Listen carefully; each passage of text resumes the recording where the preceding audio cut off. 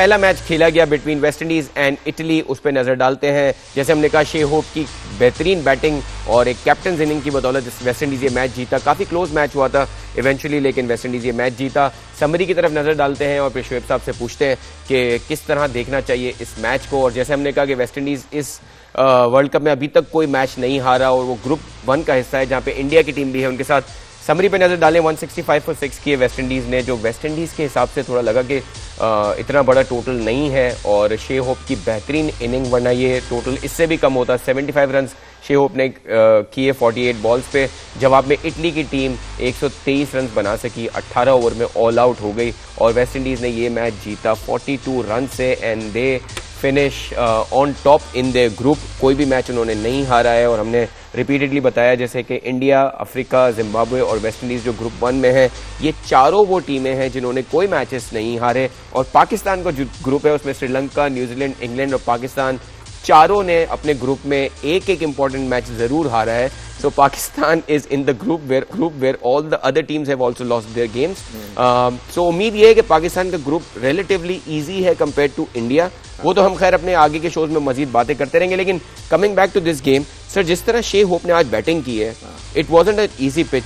हमने देखा मुश्किल था, स्पिनर्स के अगेंस्ट इनके सारे प्लेयर्स फंस रहे थे, लेकिन उन्होंने रियली बताया कि इनिंग्स को बिल्ड किस तरह करते हैं, सिंगल डबल्स करते रहे। इवेंचुअली उन्होंने 6 चौके 4 छक्के भी लगाए, लेकिन उन्होंने जब ओवर शुरू होता था तो वो कोशिश करते थे सिंगल डबल लें और लास्ट 2 बॉल्स पे वो चांसेस ले रहे थे। So an outstanding batting effort by Shai Hope. How did you see this? और उससे पाकिस्तान को क्या सीखना चाहिए?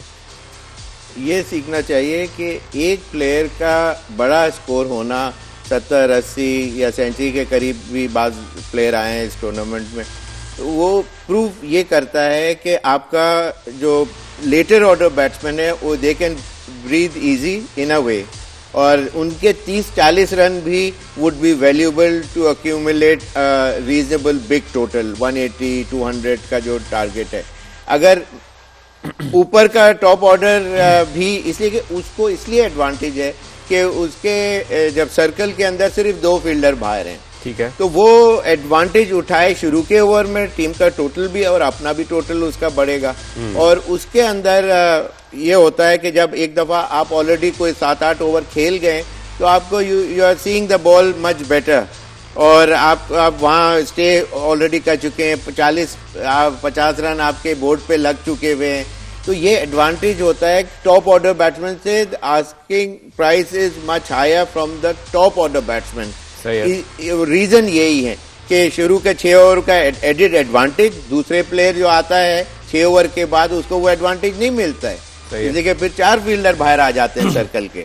तो फिर इस वजह से इन्होंने, शाहे होप ने जो स्कोर किया, और फिर बेसिकली थोड़ा बहुत जैसे दूसरे 2-3 प्लेयरों ने 30 ऑड रन की जो इनिंग्स खेली। चेस ने अच्छी बैटिंग की है। 165 was not a huge total, लेकिन मेनेंटी और मॉस्को ब्रदर्स में से एंथनी ने जो है वो थोड़ा सा स्कोर किया, लेकिन वही 25-30 के अंदर टारगेट रहा। ये इससे हायर कोई नहीं जा सका कि एक कंबाइंड एफर्ट हो और 165 का टोटल सरपास कर सके। बिल्कुल। तो नेचुरली वेस्ट इंडीज की टीम एक प्रोफेशनल टीम है, विनिंग स्ट्रीक पे है, और तो उनके अगेंस्ट उन्होंने, मैं एक्सपेक्ट इनसे ज्यादा बेहतर कर रहा था। इटली की टीम ने रीजनेबल इस टूर्नामेंट में कुछ ऐसी परफॉर्मेंसेज दी कि जहां आई ओपनिंग टाइप का था।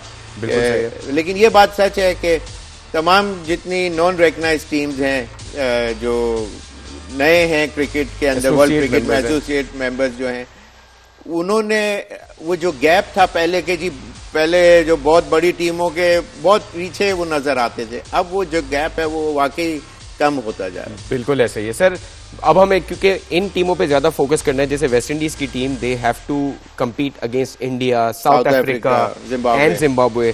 Do you think they have the fire power? Because आज देखा हमने कि हिटमायर स्ट्रगल करते हुए दिखे, एक रन पे आउट हो गए। So do you think they have the enough fire power to challenge a side like India and South Africa and Zimbabwe? Because Zimbabwe भी अच्छी फॉर्म में है, क्योंकि अब हमें ये देखना होगा कि ये जो 8 टीमें ऊपर की हैं उनमें क्या वीकनेसेस, क्या स्ट्रेंथ्स हैं, और कौन सी उनमें से, obviously every group has to produce 2 teams who qualify for the semi-finals. तो आपको क्या लगता है कि do you think West Indies has enough West Indies का firepower? एक एडेड एडवांटेज फैसल जो मुझे नजर आता है कि इनका जो पावर एनर्जी जो है इनके अंदर जो है वो किसी भी टीम को, चाहे वो इंडिया भी हो, ऑन द डे इनके जो शॉट, अगर जैसे हेटमायर आज नहीं चले तो वो अगेंस्ट इंडिया मुझे लगता है कि वो उनके जो शॉट्स हैं वो इस तरह लगने शुरू हो जाएंगे कि वो एक बहुत अच्छा टोटल अपनी टीम के लिए बनाने में कामयाबी दिला सकते हैं। वरना चाहे होप भी हैं, फिर दूसरे भी इनके जो अच्छे जो बैट्समैन हैं, तो मेरा कहने का मतलब है कि इनका जो एनर्जी लेवल है ना वो, क्योंकि सर वैसे बैटिंग में इनकी देखा है डेप्थ बहुत है, रदरफर्ड है, पावल है, शे होप खुद है, मतलब उनका मिडिल ऑर्डर भी स्ट्रांग है। अब जो ऊपर के ऑर्डर में भी अगर आप देखें तो एक मिक्स बहुत अच्छा है बैटिंग का इनके पास। तो यही ना कि आज जैसे हेटमायर जल्दी आउट हुए तो वो ऊपर से चाहे होप ने इतना स्कोर लाके कर दिया कि दूसरे जो उसके बाद पावल वगैरह और इन लोगों ने आना था तो उनको 20-30 रन भी करते तो एक अच्छा टोटल बनाने में कामयाबी हो जाती। तो इनके पास बहुत ज्यादा लारा टाइप के कोई बैट्समैन नहीं है कि जो आए और बिल्कुल ही जैसे उसने लारा टाइप के भी नहीं है, बाबर टाइप के भी नहीं है। पाकिस्तान ने बड़ा अच्छा टोटल किया, उसने 153 नॉट आउट कर दिया और पूरी टीम को जिता के ले गया। तो लेकिन ये कि पावर से अपना दूसरी टीम को बैकफुट पे करने की एबिलिटी ये जरूर रखते हैं। And they have good all-rounders like Jason Holder as well. So, all right. So we'll analyze West Indies team further as well. ये सुपर 8 में क्वालिफाई किए हैं और वो इंडिया वाले ग्रुप में है। आज जो सर लास्ट गेम हुआ बिटवीन अफगानिस्तान एंड कनाडा, उस पर भी एक नजर मारते हैं, बिकॉज अफगानिस्तान ने अच्छी परफॉर्मेंस दी है। Although they are out of the tournament but overall they had a reasonable good tournament. उसको एक देखते हैं सर, एक नजर डालते हैं आज के मैच पे। अफगानिस्तान ने 200 रन किए 4 विकेटों पे और outstanding batting bye Zadran. Finally हमने देखा है वो बहुत स्ट्रगल कर रहे थे, लेकिन फाइनली इस टूर्नामेंट में एक अच्छी इनिंग आई, 90+ रन उन्होंने स्कोर किए। और अतल जो इनके दूसरे ओपनर हैं उनकी तरफ से भी हमने देखा 44 रन आए हैं। जवाब में कनाडा की टीम सिर्फ 118 रन स्कोर कर सकी और 8 विकेटें उन्होंने गंवाई। इवेंचुअली अफगानिस्तान ने ये मैच जीता 92 रन के बड़े मार्जिन से। और obviously Afghanistan is a team जो T20 में बहुत अच्छी परफॉर्मेंसेस देखती हैं और एक एसोसिएट साइड की अगेंस्ट हम एक्सपेक्ट करते हैं कि वो आराम से जीतेंगे और वही हुआ। It was a dead rubber but individual performances की बात की जाए तो काफ़ी अरसे बाद हमने देखा है कि अफगानिस्तान के टॉप ऑर्डर ने रन करना शुरू किए हैं, which is a good sign. Which is a very good sign. और उनका सक्सेस स्टोरी ही यही है कि टॉप ऑर्डर जब चलता है, जैसे एशिया कप में श्रीलंका में कुछ टाइम पहले जो टूर्नामेंट हुआ, दोनों ओपनर्स ने आके बहुत जबरदस्त बैटिंग 50 ओवर में 50 ओवर का जो मैच था। तो ओपनर के इम्पोर्टेंस मैं बताना चाह रहा हूँ। तो इसमें आज गुरबाज बहुत अच्छी बैटिंग कर रहे हैं, 30 पे आउट जरूर हो गए लेकिन अच्छा स्टार्ट दे दिया। वहां से इब्राहिम जादान जो है वो शुरू में नहीं क्लिक कर रहे थे, पिछले मैच में उन्होंने एक बड़ा अच्छा स्कोर किया, आज 95 नॉट आउट के ऊपर आए। बिल्कुल। तो और बाकी 44 अतल ने किए और एक और 30 ऑड रन की इनिंग की थी। तो वही जो मैं बात कर रहा था, एक बड़ा स्कोर और चिप इन 2-3 प्लेयरों का, तो वो एक इवेंचुअली एक अच्छा टोटल हो जाता है। अफगानिस्तान का क्या टेक आउट है इस टूर्नामेंट से? अफगानिस्तान को बिल्कुल टेक तो क्या, जैसे कि जीत जब तक नहीं होती तो कुछ वो चीज नहीं आती, लेकिन एटलीस्ट उनको ये उन जो प्लेयर्स हैं उनका पोटेंशियल का और ज्यादा असेसमेंट करने में आसानी होगी। जोनाथन ट्रॉट का ये शायद लास्ट मैच है as a coach, head coach for Afghanistan. तो अब लेकिन उनका माइंडसेट जो है वो विनिंग के ऊपर ही है। सिर्फ उनकी जो बॉलिंग डिपार्टमेंट है वो सिर्फ रिलाई करते हैं स्पिन पे। जब स्पिन नहीं होता तो फिर फास्ट बॉलर की जब बारी आती है तो उसके ऊपर मार खा जाते हैं। तो वो डिपार्टमेंट इनका वीकर है। उनको आई एम श्योर इस टूर्नामेंट में वो असेसमेंट इनको होगी और बेटर करने की कोशिश करेंगे, क्योंकि इन्होंने अगर देखा जाए कोई इतना चेंजेस उन्होंने अपने स्क्वाड्स में नहीं किए हैं ऑफ लेट। मतलब इनकी जो 2024 के T20 वर्ल्ड कप में सेमीफाइनल्स तक पहुंचे थे, यूएसए वेस्ट इंडीज में हो रहा था। सो वी ऑल एक्सपेक्टेड के एटलीस्ट T20 फॉर्मेट में अगर टीम भी आपकी सेम है तो दे विल प्रोग्रेस।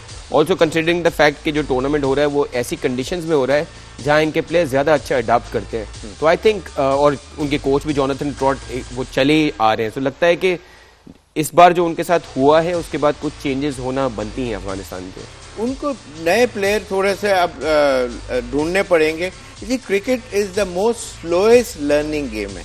दुनिया में बॉल गेम्स में सबसे बहुत स्लोएस्ट है, इसलिए कि इसके अंदर टेक्निकल चीजें बहुत है। सर अगर बैटिंग की बात करें तो पिच की कंडीशन कैसी है, घास है, ज्यादा रोल है, बादल हैं, हैवी रोल हुआ है, घास के साथ सामने वाले ऑपोजिशन की क्या स्ट्रेंथ है, और एक बॉल का कहीं आपने मैंने सर इस पे मुझे याद आया कि सूर्य कुमार यादव ने अभी एक प्रेस कॉन्फ्रेंस की, उसमें कहा कि मैं रोहित शर्मा से सीखता हूं क्योंकि वो एशिया कप जीते, वो चैंपियंस ट्रॉफी जीते। मुझे तो लगता है वो कप्तान है ट्रॉफीज के, जो रोहित शर्मा है, कि कंडीशंस को कैसे असेस करना है। डू यू थिंक हम बहुत लैग कर रहे हैं इस चीज में पाकिस्तानी? पहले तो आपके एम्स हाई होने चाहिए कि हाँ जी मेरा अगर एम हाईएस्ट लेवल का होगा, विनिंग जो है ये एक हैबिट है, nothing less will do for me वाली बात है। I completely agree. हाँ, तो इस वजह से वो सूर्य कुमार और रोहित शर्मा का जो माइंडसेट है वो एट पार है, दैट लेवल है कि जहाँ वो भी चाहते हैं कि अपनी टीम को उसी तरह रोहित शर्मा टाइप का परफॉर्मेंसेस देके अपना नाम भी कमाया और अपने मुल्क का भी। कनाडा की बैटिंग के बारे में कुछ कहना चाहेंगे? बहुत बड़ा फ्लॉप था आज उनकी तरफ से। नहीं, वो टोटल आज 118 रन पे मेरे ख्याल से पूरी टीम ही बुक हो गई, तो नेचुरली कहीं कोई कुछ चला ही नहीं। और ऑल्दो के थोड़ा सा अच्छा परफॉर्मेंस उन्होंने किया, लेकिन कुछ नहीं कर सके इवेंचुअली अगेंस्ट अफगानिस्तान बॉलिंग।